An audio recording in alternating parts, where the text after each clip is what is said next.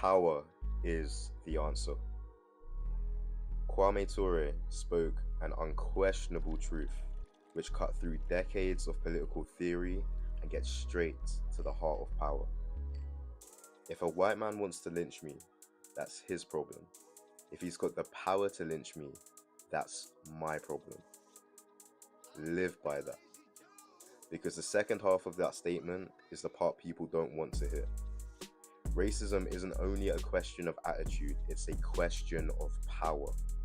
Someone can hate you, they can insult you, they can despise you, but hatred without power is meaningless.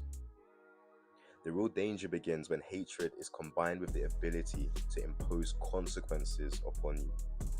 And that principle doesn't belong to one decade, one country, or one political movement. It's a principle of human history. Power protects. Power creates options. Power gives you leverage.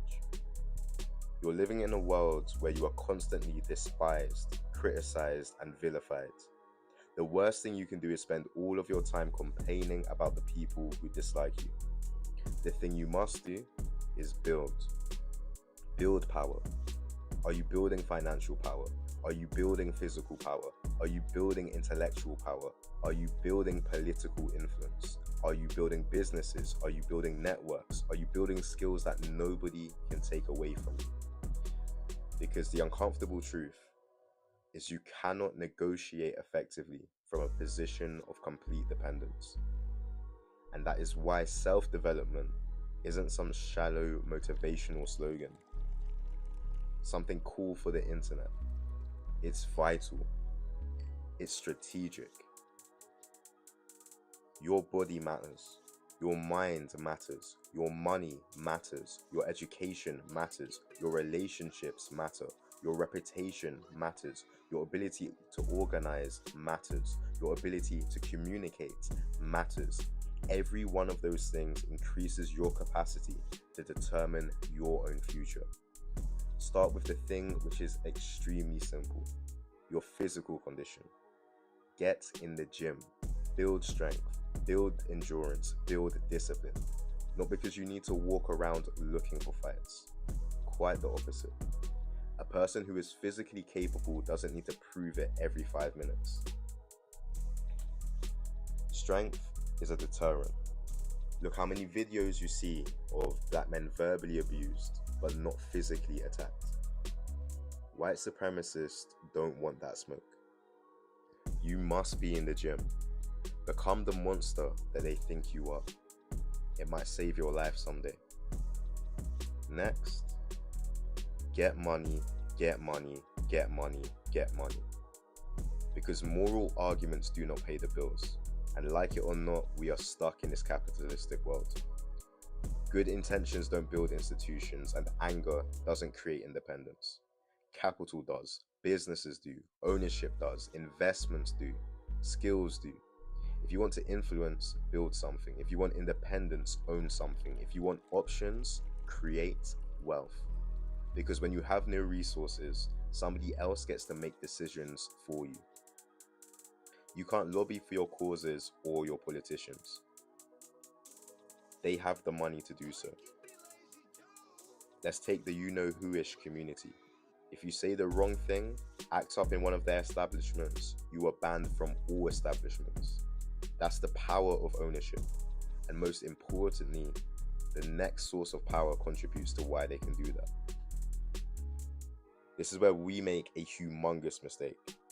It's cost us trillions in wealth, billions of lives, and centuries in our development.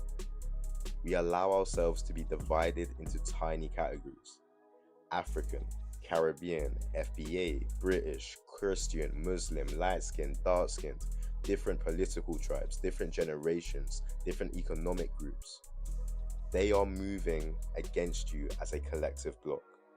Be it Elon Musk with racist tweets, a South African, Trump portraying the Obamas as monkeys, an American, the Northern Irish burning down black homes, or Tommy Robinson whipping up hate. They all move as one. So you must understand we have one adversary and hence must move as one collective bloc. dividing us into African, Caribbean, FBA, light skin, dark skin, Muslim, it doesn't matter. You're succumbing to divide and conquer in 2026. The same strategy that saw our nations obliterated, raped, and our people kidnapped. Division is powerful because an isolated people are easy to destroy. But cooperation creates leverage. You can debate without becoming enemies. You can have different identities while still recognizing shared interest. That's what mature collective power looks like. Because history repeatedly demonstrates something uncomfortable. People who cannot organize themselves cannot protect themselves. Look at any successful movement, institution, company, or nation. It doesn't become powerful because everybody inside it agrees about everything. It becomes powerful because enough people can coordinate around common objectives. So forget who hates me. Start asking, what am I building? What skills am I developing? What money are you accumulating? What businesses are you creating? What communities are you strengthening? What institutions are you building? What knowledge are you passing to the next generation? Because if your entire political consciousness consists of identifying enemies, you've already wasted energy. The world is Eurocentric. Assume they all hate you. Your only job is to develop power. Financial power, physical power, intellectual power, social power, institutional power, political power, and above all, self-power through self-control. And that's the lesson inside Kwame Ture's statement. You cannot control every prejudice somebody else carries.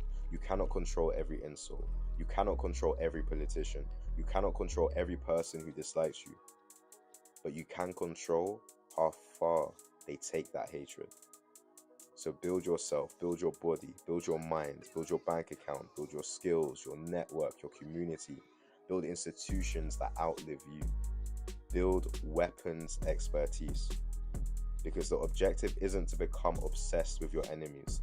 The objective is to become so capable, so disciplined, and so economically and intellectually independent that nobody else's hatred can determine the trajectory of our future.